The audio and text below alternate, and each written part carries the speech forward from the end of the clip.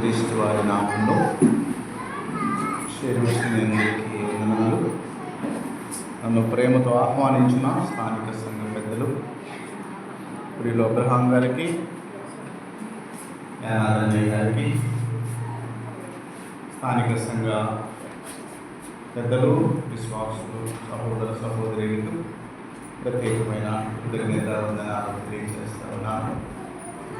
మరి నేను మీ మధ్య వాక్య పరిచయం చేయడానికి రావడం ఇది మొదటిసారి. అప్పుడెప్పుడో ఒకసారి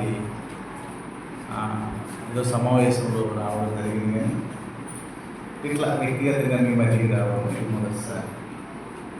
కాబట్టి నన్ను నేను పరిచయం చేసుకోవడం ఇది చాలా అవసరమని భావిస్తూ ఉన్నాను. నా పేరు పాల్ అండి. ఇంగ్లీష్లో పాల్ అంటారు, తెలుగులో పౌరు. మాది మార్టూరు గ్రామం. నేను ఒక నామకార్థ క్రైస్తవ కుటుంబంలో జన్మించి నామకార్థుడిగానే జీవిస్తూ నా యవ్వన జీవితాన్ని పాడు చేస్తున్నాను. ఎంత దౌర్భాగ్యమైన జీవితం అంటే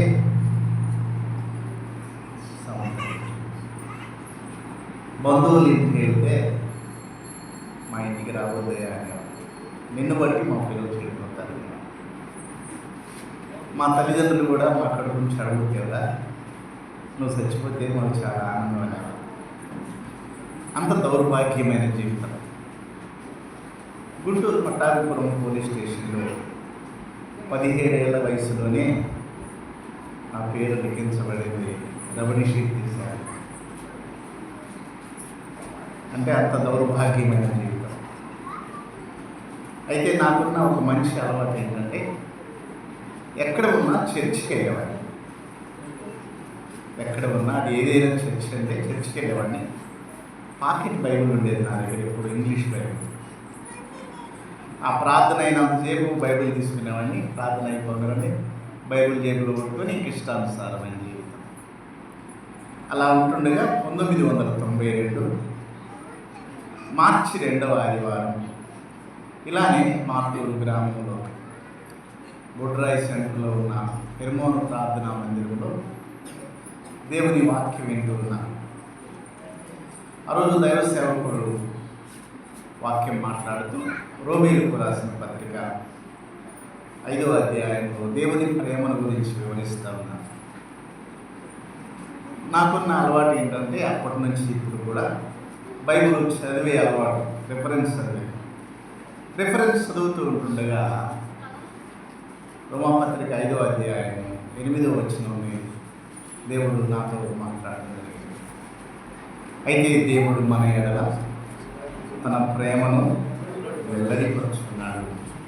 ఎట్లనగా మనం ఎంకన పాపులమైనగానే క్రీస్తు మన కొరకు చనిపోయిననే మాట.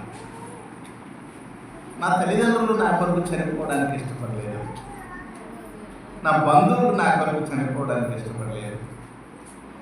నన్ను బాగా ప్రేమించిన నా స్నేహితులు కూడా నా కొరకు చనిపోవడానికి ఇష్టపడలేదు. ఈయనెవరు నా కొరకు చనిపోవడానికి? కొంచెం లోపల ఆలోచన.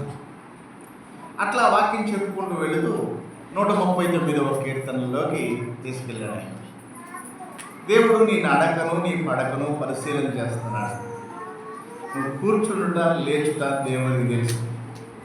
నువ్వు అనుకుంటున్నావు నన్ను ఎవరు చూడట్లేదని, దేవుడు నీ ప్రతిచర్య చూస్తున్నాడని ఆ దైవజనుడు వాక్యం, ఆ సంఘపెద్ద గారు బూదాల దయానంద మాస్టర్ గారు వాక్యం చెప్తూ వేలు ఇలా జరుగుతుంటే ఆ వేలు నా వైపు చూపించినట్లే ఉందన్న. దేవుడు నాతో స్పష్టంగా మాట్లాడుతున్నాడని నాకు అర్థమైంది. భయం వేసిన హృదయం. ఈయనెవరు నన్ను నా గురించి చెప్తూ నన్ను దేవుడు చూస్తున్నాడని చెప్తున్నాడు ఏందని హృదయంలో భయం వేసింది. ప్రార్థన అయిన తర్వాత దైవ సేవకుడు అన్నాడు, యేసు ప్రభువుని నమ్ముకునే వాళ్ళు ఎవరైనా ఉంటే దేవునికి నీ హృదయమేండి, నిన్ను ప్రేమిస్తున్నాడు ఆయన ప్రేమను తృణీకరిస్తే ఈ లోకంలో నీకు నెమ్మది లేదు, చనిపోయిన తర్వాత కూడా నీకు నెమ్మది ఉండదని చెప్పినప్పుడు నాకు తెలియకుండా నాకు చేయలేసింది. పైకి హృదయంలో భారం, బాధ, దుఃఖం పొరుకొస్తుంది. నన్ను ప్రేమించిన వాడు ఉన్నాడు అనేసరికి అన్నప్పుడు 92 మార్చి 2వ ఆదివారం 9వ తారీఖు యేసుక్రీస్తు ప్రభువుకి నా హృదయం ఇచ్చాడు. ప్రభువు నన్ను రక్షించాడు, మన బిడ్డగా చేసుకున్నాడు. 94లో ఏప్రిల్ 16న బాప్తిస్మం తీసుకున్నాను. ఆనాటి నుండి ప్రభు సహవాసంలో కొనసాగుతూ 2003లో సంపూర్ణ సేవకు పిలువబడ్డాను. నాటి నుండి దేవుని సేవలో కొనసాగుతూ ఉన్నాను. నాకు భార్య బిడ్డలు ఉన్నారు, 2 పాపలు, బాబు. మీ ప్రార్థనలో జ్ఞాపకం చేసుకోండి. నా పేరు పౌలు మారిమ. మంచిదండి. ఈ సమయంలో దేవుని వాక్యాన్ని చదువుకుందాం. లూకా వ్రాసిన సువార్త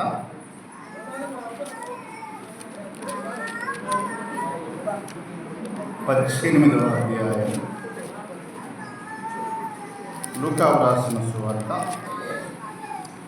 18వ అధ్యాయం మొదటి వచనాన్ని చదువుతున్నాను.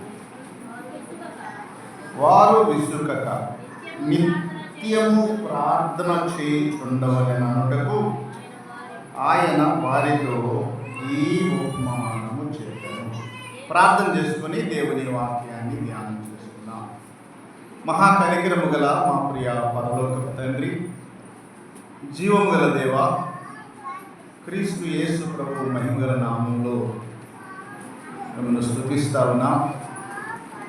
తిమ్మ సముద్రాన్ని, గ్రామాన్ని ప్రేమించి గ్రామంలో నుండి మీ బిడ్డలను ప్రత్యేకపరిచి రక్షించి సంఘముగా సమకూర్చి జరిగిస్తున్న మీ పరిచర్య అంతటిని బట్టి మిమ్మల్ని స్తుతిస్తున్నాం. ముందుగా మీ దాసు నిలుపుకొని ఉపవాస ప్రార్థన యొక్క ఆవశ్యకతను మాకు తెలియచేశారు. అందుని బట్టి మీకు స్తోత్రాలు చెల్లిస్తున్నాం. మరొక దీనుడు అల్పుడు మీ పక్షంగా నిలవబడి ఉంటుండగా మీ దాసుని మీ ఘోరగా వాడుకోండి. ప్రార్థన అనే అంశంలో నుండి కొన్ని సంగతులు మాకు వివరించి మాతో మాట్లాడమని, మాకు వినగల చెవి, గ్రహించగల మనస్సు, మీ పరిశుద్ధ వాక్కులకు లోబడే స్వభావం దయచేయమని మహిమ ఘనత ప్రభావమును మీకే చెల్లిస్తూ స్థానిక సంఘానికి క్షేమాభివృద్ధి, మిమ్మల్ని నమ్మిన వారికి ఆత్మీయ ఎదుగుదల దయచేయమని క్రీస్తు యేసు ప్రభు మహిమగల పరిశుద్ధ నామములో కృతజ్ఞతాస్తుతి స్తోత్రము సమర్పించి వినయమైన ప్రార్థన చేస్తూ ఉన్నాము తండ్రి. ఆమేన్. ప్రభునందు ప్రియమైన సహోదర సహోదరులారా, చాలా స్వల్పంగా నా సాక్ష్యాన్ని మళ్ళీ చెప్పడం జరిగింది. చాలా ఉంది, కానీ ప్రభువు నా పట్ల చూపిన కృపను మాత్రమే మీ మధ్య జ్ఞాపకం చేయడం జరిగింది. ఈ ప్రత్యేక సమయంలో మనందరం కూడుకున్న ఉద్దేశం ఏంటంటే, మరి అన్న నాకు తెలియజేశారు, అబ్రహాం అన్న, నెలలో 2వ శుక్రవారం మేము ప్రార్థన కూడుకుంటామయ్యా, ఉపవాస ప్రార్థన అని తెలియజేశారు. అలాగైతే మీ మనస్సులు ఇక్కడ ఉండాలి,